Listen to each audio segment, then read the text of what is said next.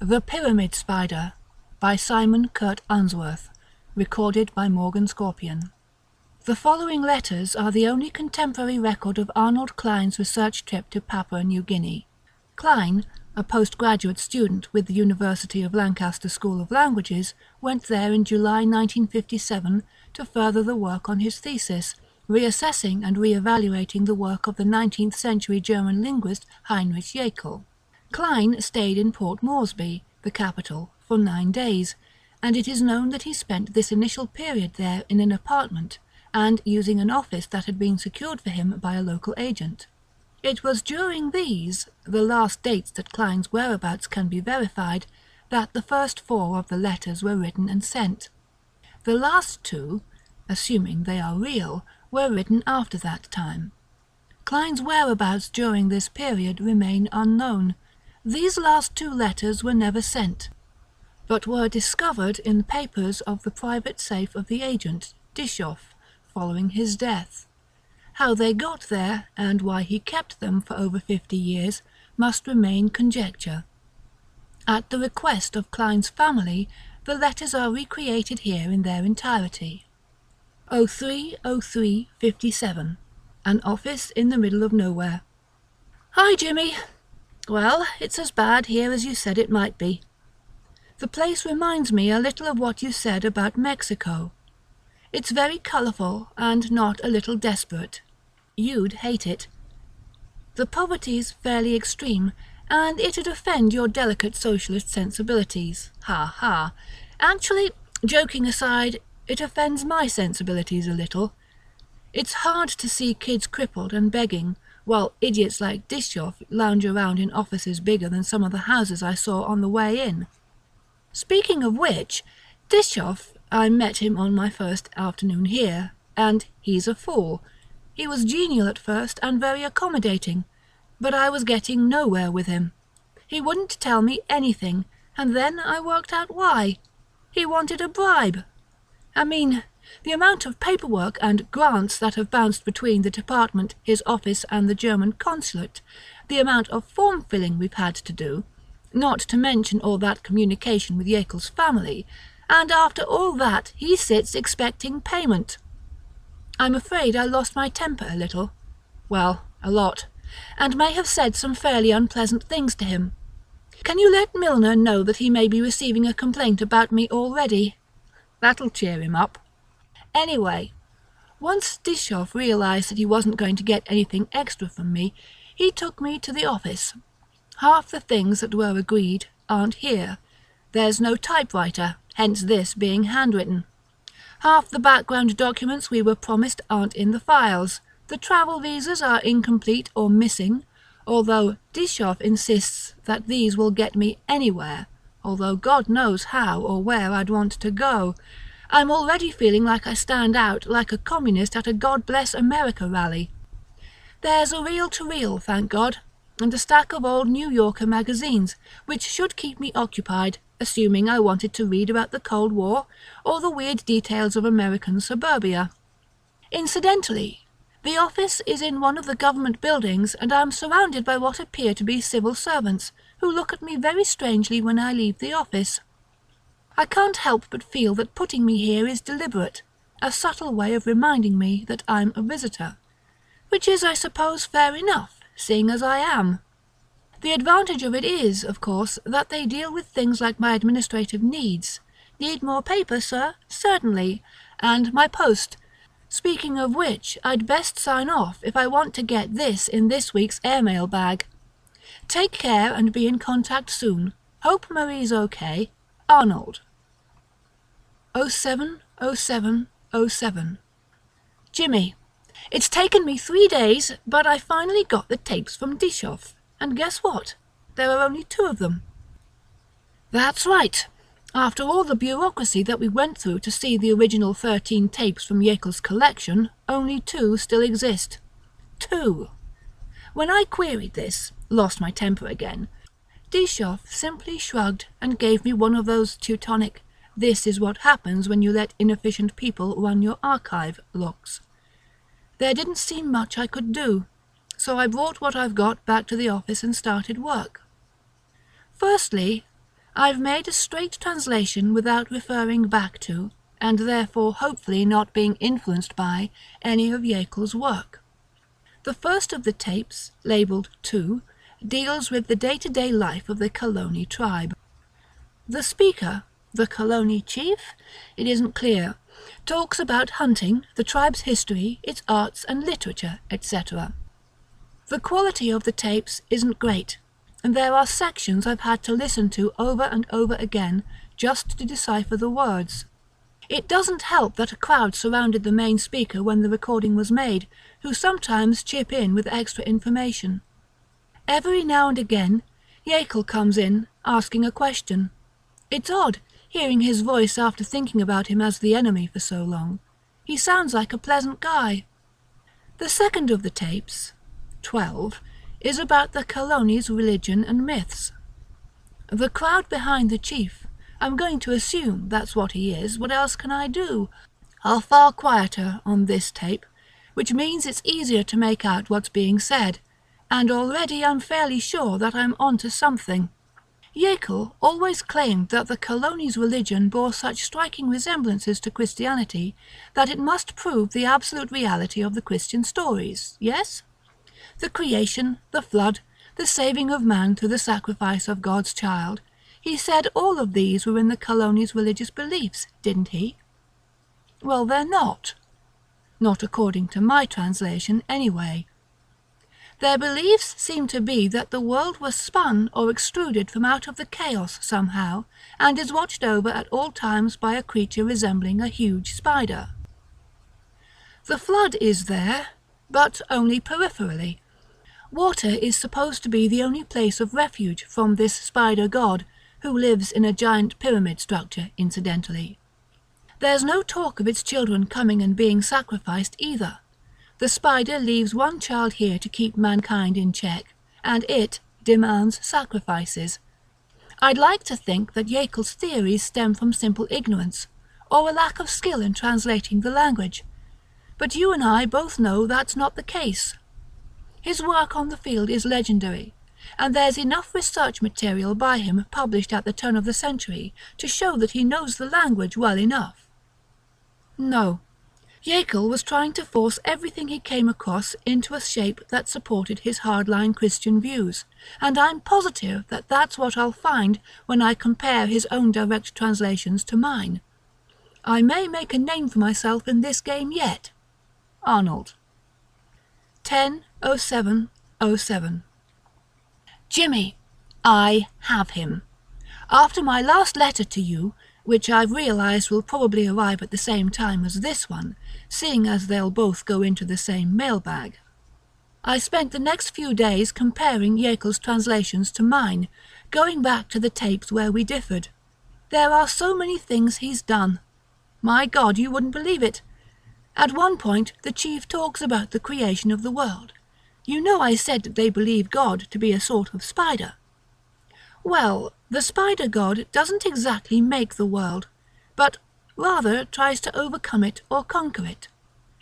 The chief's words are, "Covered the land with terrors from out of his belly, stretched out in a web that lay thick and caught the dust and dirt over itself, to form the ground we walk on." And how does Jäkel translate this? Making the world out of dirt, even the spiders and their webs. The chief talks a lot about how water is the only place that this spider god can't go, saying things like, "And the sea cannot hold his, God's, weight," and "We must flee to water when he comes from his temple, for the depths contain other gods that may harm the spider god." And Jäkel's translations of these two passages? "The sea is from God," and "The sea is also his temple."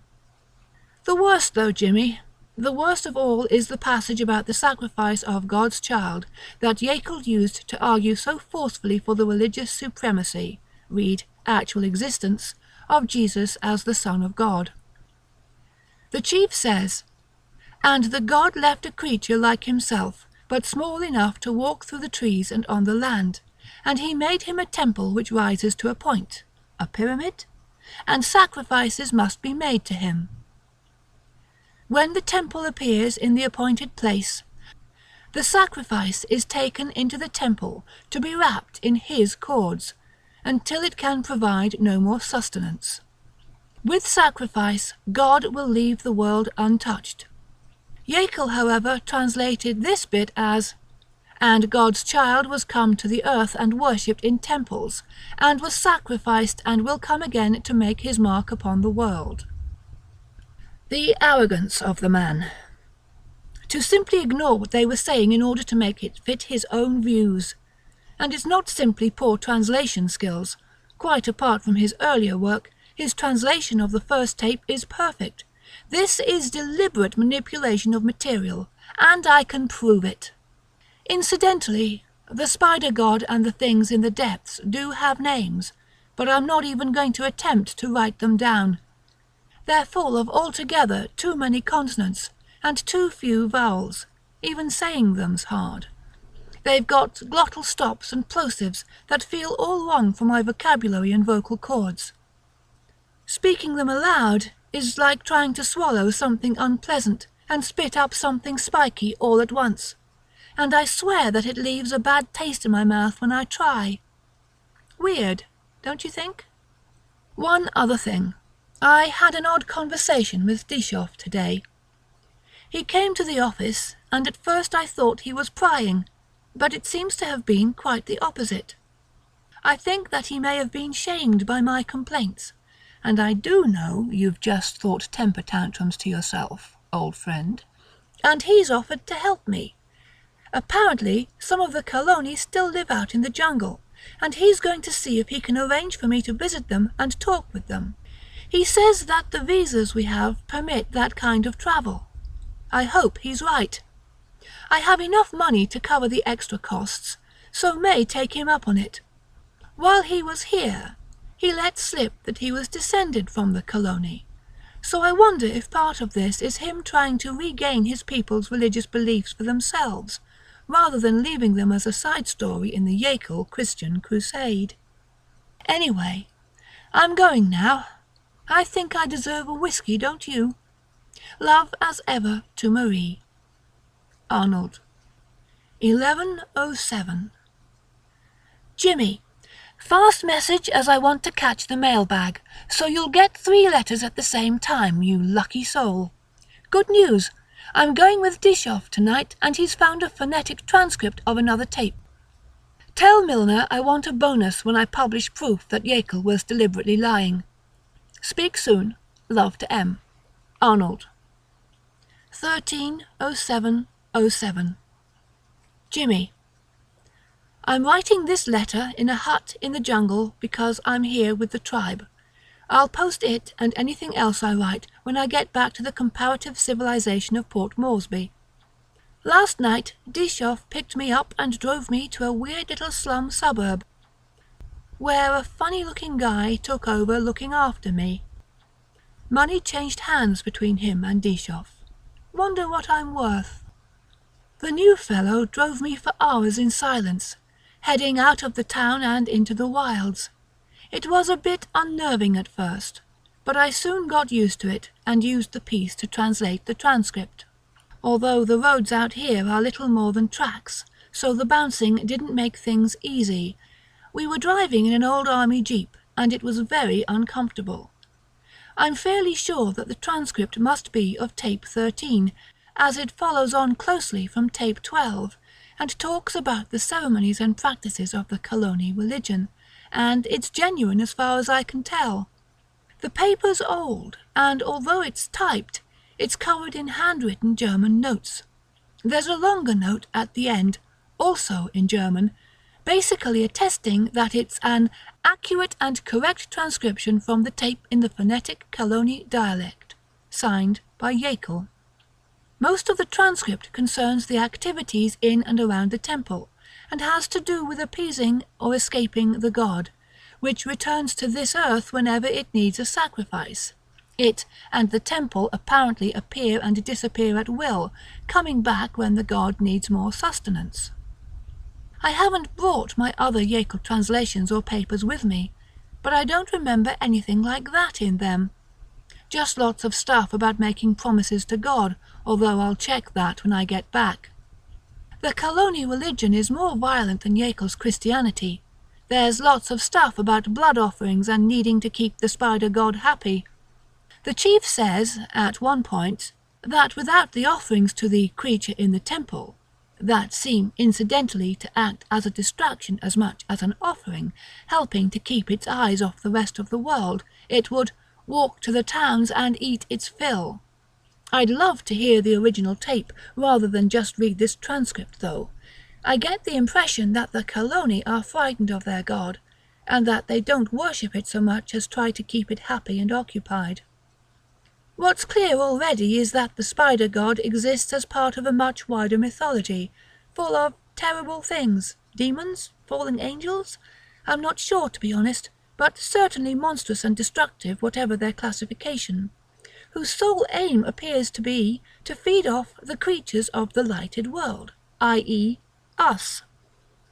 The spider is one of a group called Old Ones, sometimes Deep Ones, it's a little confusing, who at some point broke through, I can't translate that any better, sorry, and was somehow repulsed by the Kaloni in the past, leaving them with the sacred duty of guarding against its return.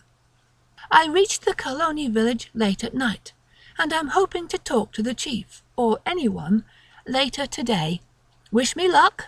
Speak soon, Arnold. 160704. Jimmy, it's taken me days, but I think I finally gained the Kaloni's trust. I'm not sure Dishoff told them who I was. Not properly, at least, and they were quite aggressive at first. It took me a while, but I realized that they thought I was a colleague of Yekel's, that I'd come to carry on what he started, and he's not at all popular around here. Anyway, I've spent a good couple of days talking and taking notes and reassuring them, and I'm sure now that Yekel lied in his reports. Their religion is massively complex, far more so than I first understood. So, the spider that created the universe came from outside it, according to their beliefs, from another place. Another dimension, I suppose you'd call it. The creature that got left behind isn't its child exactly. More like a part of itself that it left here to see if there's been a way to force an opening again for an invasion. Again, this is hard to translate. It could also be annihilation or consumption. I'm not entirely sure. Like Yekel's Christian god, and this may be the only similarity the Kaloni's religious beliefs have with Christian beliefs, there's an ongoing and everlasting battle between good and evil, which is as real to the Kaloni as the physical world. It's no wonder Yekel wouldn't report the Kaloni's beliefs accurately. Very little of it tallies with the heterodox Christian stories. There's no redemption here, no love or understanding, simply horrors and violence and misery and the constant threat of these things returning to the world and enslaving or slaughtering everything upon it. Hardly very Christian. The Kaloni have proved a contradictory bunch as well. After the initial tensions, I think I've won them over, and they're mostly pretty friendly. But sometimes I catch them looking at me when they think I can't see them, and they look almost sorry, as though they pity me. Hey, maybe it's because they've heard about England and think that their lifestyle, which is a mix of traditional and modern things, a little like the Amish but with fewer clothes and higher humidity, is far more preferable to mine.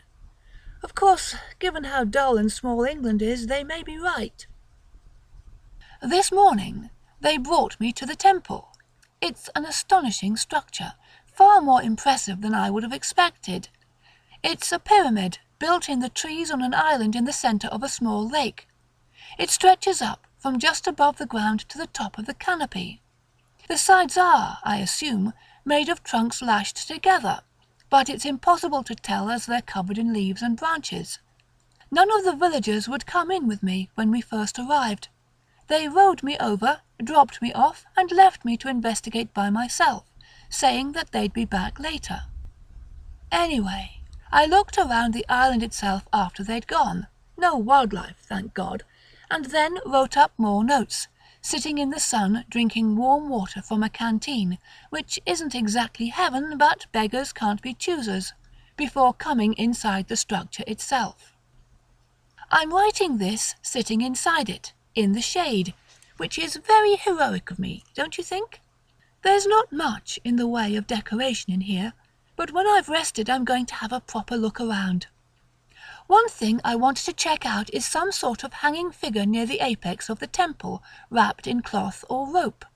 I imagine it's a representation of the sacrificed man, left to dangle until it falls apart and gets replaced at the next ceremony.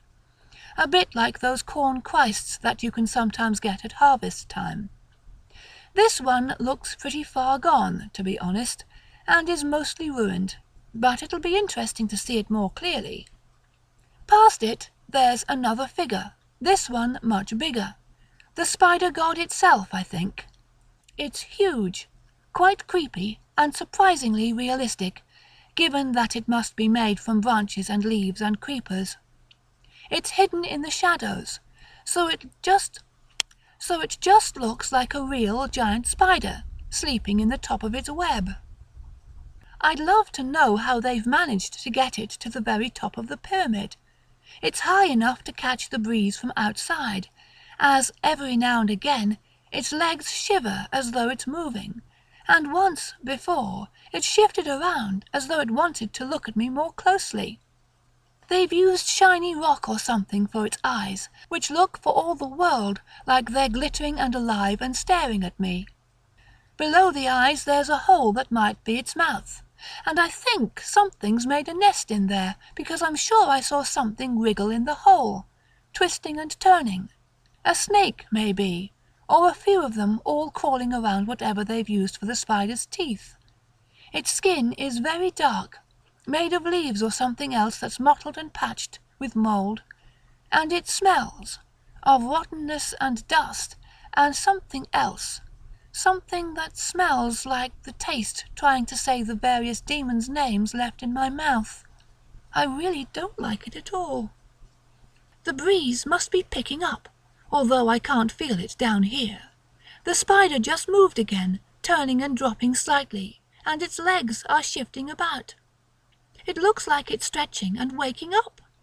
See, this is why language students should stay in the lab and not venture into the field. We give ourselves a case of the fits, shivers, and blind staggers.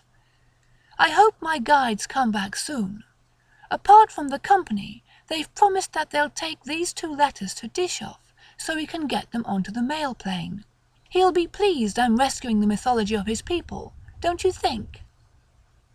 Anyway, see you soon. Love to Marie.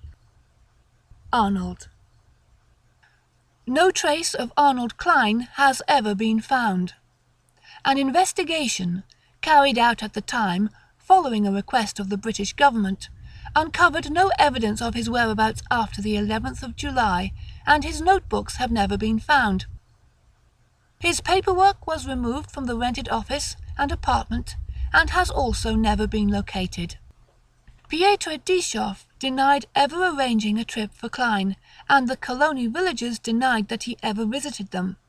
No pyramid structure has been recorded in the jungles in or around the Colony land.